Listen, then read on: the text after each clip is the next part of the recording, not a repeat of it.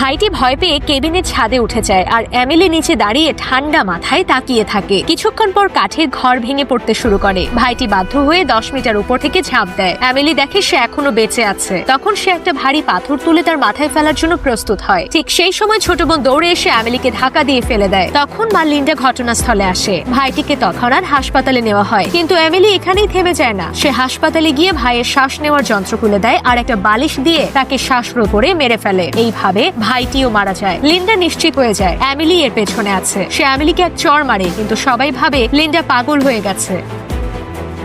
তার গায়ে জোর করে অজানা ইনজেকশন দেওয়া হয় এবং তাকে মানসিক হাসপাতালে পাঠানো হয়। বালক বাবা ডেভিড এমিলিকে একটা বাড়ি নিয়ে যায়। সে বসে বসে দুঃখে মদ খাচ্ছিল। এদিকে এমিলি গোপনে একটা সেক্সি পোশাক পরে সাজগোজ করে তার পাশে এসে বসে। এমিলি হঠাৎ করে ডেভিডের গালে একটা চুমু খায়। ডেভিড বুঝে উঠে ভয় পেয়ে যায় আর বলে, যদি তুমি এমন করো আমি তোমাকে আবার এতিমখানায় ফেরত পাঠাবো। এই কথা শুনে এমিলির মন ভেঙে যায়। তার সাজগোজ করা মুখে কান্নায় নষ্ট হয়ে যায়। তার মুখ কাঁপছিল যেন কোনো সময় বিস্ফোরণ হবে। সে হাত ও গলা থেকে কালো ব্যান্ড খুলে ফেলে আর সেখানে গভীর কাটা দাগ দেখা যায়। সবচেয়ে ভয়ের বিষয়, সে আসলে একজন প্রায় 40 বছরের মহিলা আর তার মুখে ছিল নকল দাঁত। এমিলি এবার আর অভিনয় না করে তার আসল রূপ দেখায়। সে একটা ধারালো ছুরি নিয়ে ডেভিডের পেটে ঢুকিয়ে দেয় আর নিশ্চিত হওয়ার জন্য বারবার কোপাতে থাকে। এদিকে লিন্ডা গাড়ি চালিয়ে বাড়ি ফেরে আর দেখে ডেভিড মারা গেছে। সে কান্নার সময়ও পায় না, কারণ তখনই সে তার মেয়েকে নিয়ে পালিয়ে যায়। পুলিশের গাড়ি আসতে দেখে লিন্ডা কিছুটা স্বস্তি পায়, কিন্তু তখনই এমিলি ছুরি হাতে দৌড়ে এসে তাদের আক্রমণ করে। লিন্ডা আর এমিলির মধ্যে মারামারি শুরু হয়।